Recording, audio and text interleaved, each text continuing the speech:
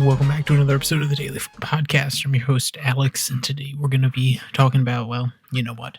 There's only one thing that's been in the news recently, at least that's holding the attention of everybody, and that is the capture of Nicolas Maduro and the U.S. forces that made their way into Venezuela. Of course, we went today with a positive note, but before we get there, we got to jump into our daily debate.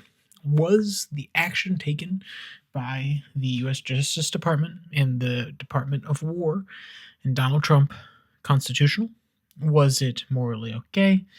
I want to know all your perspectives. Throw them down there in the comment section. I want to hear what people have to say. I want to get beyond the Twitter sphere because there are plenty of opinions there. I want to hear what everyday people think, and I know I have a few everyday viewers out there who are willing to give their opinions. So throw it down in the comment section. Love to hear what you have to say. With that, let's jump into our article today. It comes from the New York Times, and this was one of the first pieces I read, and that's why I've chosen to come back to it, rather than all of the bloviating. Then again, there is a bit of bloviating here as well, but the headline reads, Trump's attack on Venezuela is illegal and unwise. And with that headline, it's a little bit more than a little bloviating.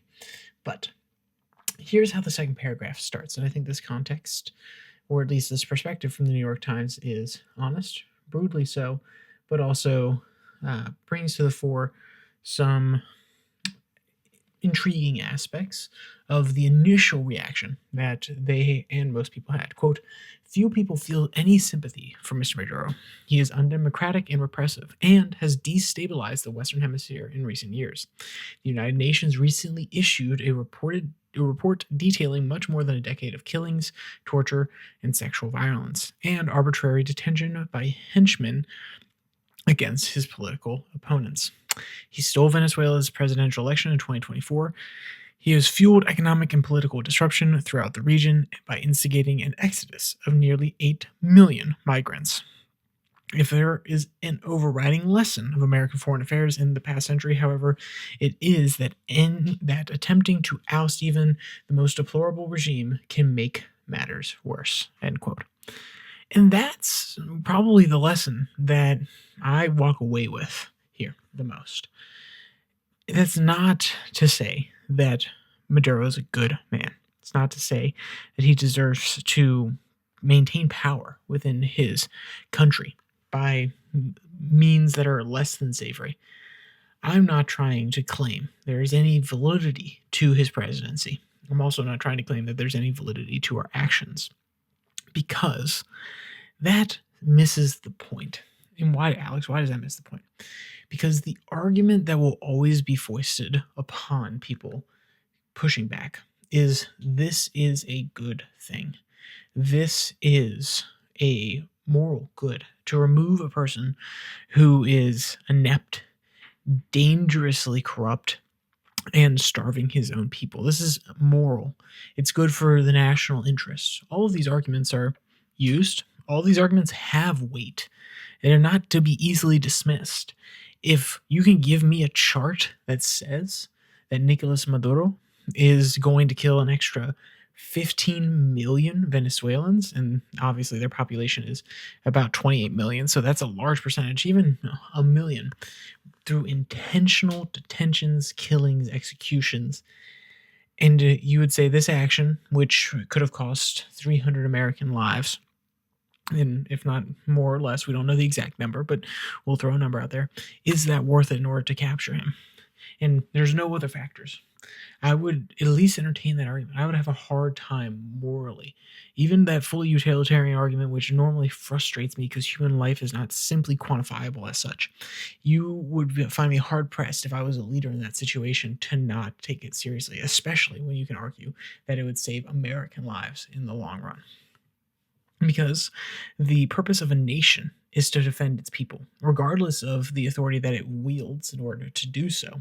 It is the sole purpose of the nation, the state, the government that represents said nation, to protect its people. They don't have the same liberties that we do to think about some high-minded ideal sometimes. They have to make the decisions that are unfavorable. That doesn't mean it justifies it. What it does mean, though, is you can very often fall into frames that are such that I laid out before, aka the utilitarian view. But what they emphasize at the end of that quote from the New York Times is that the unknown can be just as dangerous. I think that besides the fact that invading upon another nation's sovereignty, invading their land and deposing their de facto leader, a lot of people said don't give Maduro the title president. I think that title, President Maduro, holds as much weight as a election here in the United States, legitimate or illegitimate, because de facto he is the leader of the country, and that is the title that they have given to him. But if you want to call him a dictator for propagandistic purposes or for messaging purposes, go right ahead. The thing that always stresses me about these situations, that we're violating national sovereignty for good means, for relieving the Venezuelan people of dictatorial rule, for providing opportunity and limiting the amount of American casualties, whether it be because of fentanyl or the possibility of Venezuela being used as a military outpost or supply depot for our adversaries. One of those arguments falls apart to me in that you have no idea what the future of Venezuela looks like. We deposed the ruler of Iran, put in the Shah, and years later there was a violent revolution by the fundamentalists within the nation, the Ayatollahs, among others, in order to reclaim power. And that has led to one of our greatest adversaries in the region for years. Actions have consequences. Panama, we replaced Noriega. We allowed the democratic process to flow, and so far it seems to have worked out. But these unknowns, they should never prevent a decision, but they should be just as heavily weighed, and they should be brought up just as much as the argument of this is good for America or this is a violation of national sovereignty, regardless of whether or not you believe in international law. I don't think you need to believe in international law to understand that since Westphalia, we have had a codified understanding of sovereignty. And a violation of that is not a violation of international law written down somewhere. That is a violation of international norms and the rule by which any state, any nation state can exist and properly claim to defend itself. Because if there is no sovereignty, and there is no such thing as a defensive position anymore. There is no such thing as defending your state if it can't be, if there's no means by which to designate it as sovereign, standalone, and therefore with its own borders, its own government. You can no longer claim any territory to be your own or the nation's, and therefore, without those proper claims and understanding on a mutual playing field, we are in a constant state of war where any party that wants it can go and claim it. And then it simply is a battle of the wills on the international stage. To continually fall down this path of might is right is to confront a Western ideal that has actually propped up and led us towards a more peaceful time.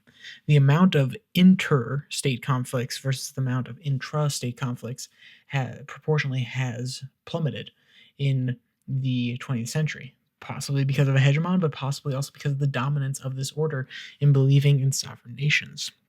And do we want to invite a world, and this is all hypothetical, so of course, give it some room to play, but do you want to invite a world where we don't respect sovereignty? Do you even want to invite a world where a violent guerrilla group can take over Venezuela and sell portions of its land to our enemies as well? These are questions that are not lightly weighed, and they are hard to quantify because they are fears, because they are things that sit in the back of your mind and gnaw at your rational brain. But they cannot be ignored. And I think that line alone from the New York Times article explains why. So, if you want to read the entire thing, it's much longer. Please go down to the description. It will be linked there so you can go read the entire thing. You will need a New York Times subscription. Maybe they made this one public, though, because of how large of a presence it has had and how much it's been reported on. But with that, if you want to listen to the podcast on Spotify, Pocket Cast, Podvine, Apple Podcasts. The links will be down in the description below there. You can download it, listen to it on the go. Also down there you can find the Twitter handle at Your Daily Flip, where I post links to these episodes on Monday, Wednesday, Friday, and 6 and 6 on Tuesday and Thursday. So with all that said, there's only one more thing to say. Stay safe. Don't die.